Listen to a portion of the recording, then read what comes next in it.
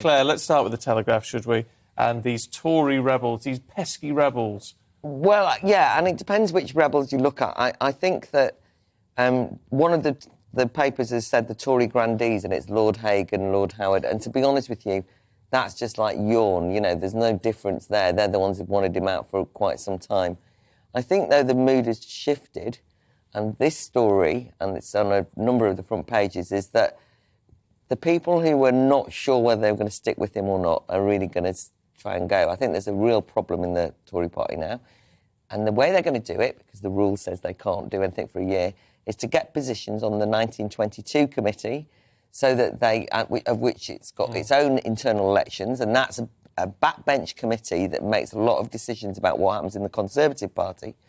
If they can get themselves into positions on that, they might be able to change the rules and therefore get rid of him earlier. But those elections aren't even till September or something. No, they aren't. But I think what it indicates is that the significant thing for me that's changed is Oliver Dowden stood down. And he's a big heavyweight, and he didn't overdo it in his letter of resignation, but he basically said, we can't carry on as usual. Somebody's got to take responsibility. It was a real signal, I think. But what was interesting with that was no domino effect. I mean, we were saying yesterday, are we going to see them fall throughout the course of the morning? No, but I think it was a signal.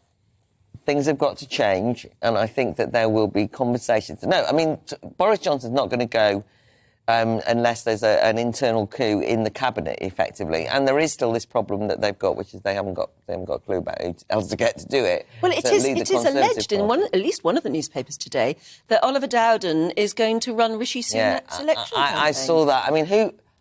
God, you know, I hang a little bit around Westminster now. I mean, it's like, you know, sixth form gossip column. You know, it's like everyone's like, do you know who's working for so-and-so? Do you know who's working? But the reality is, I mean, I thought, actually, in terms of Tiverton, I thought that they might even scrape through. Talking to people who were there, I thought they might just lose. They were humiliated, right? Wakefield was no surprise in some ways.